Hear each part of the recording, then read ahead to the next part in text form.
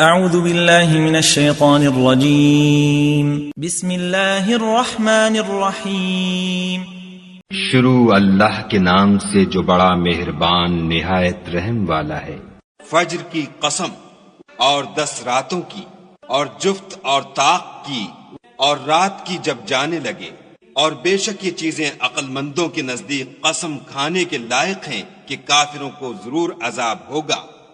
کیا تم نے نہیں دیکھا کہ تمہارے پروردگار نے عاد کے ساتھ کیا کیا، جو ارم کہلاتے تھے اتنے دراز قد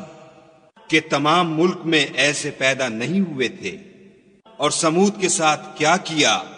جو وادی قرا میں پتھر تراشتے اور گھر بناتے تھے، اور فرعون کے ساتھ کیا کیا جو خیمے اور میخیں رکھتا تھا۔ یہ لوگ ملکوں میں سرکش ہو رہے تھے اور ان میں بہت سی خرابیاں کرتے تھے، تو تمہارے پروردگار نے ان پر عذاب کا کوڑا نازل کیا۔ بے شک تمہارا پروردگار طاق میں ہے، مگر انسان عجیب مخلوق ہے کہ جب اس کا پروردگار اس کو آزماتا ہے کہ اسے عزت دیتا اور نعمت بخشتا ہے تو کہتا ہے کہ آہا میرے پروردگار نے مجھے عزت بخشی، اور جب دوسری طرح آزماتا ہے کہ اس پر روزی تنگ کر دیتا ہے تو کہتا ہے کہ ہائے میرے پروردگار نے مجھے ذلیل کیا۔ نہیں، بلکہ تم لوگ یتیم کی خاطر نہیں کرتے اور نہ مسکین کو کھانا کھلانے کی ترغیب دیتے ہو،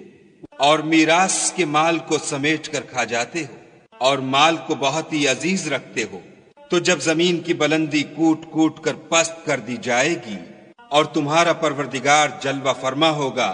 اور فرشتے قطار باندھ باندھ کر موجود ہوں گے،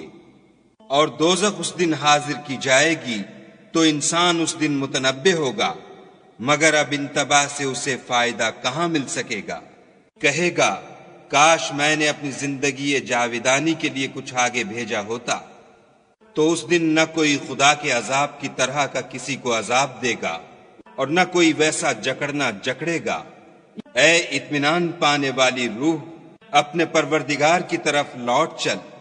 تو اس سے راضی وہ تجھ سے راضی۔ تو میرے ممتاز بندوں میں شامل ہو جا اور میری بہشت میں داخل ہو جا۔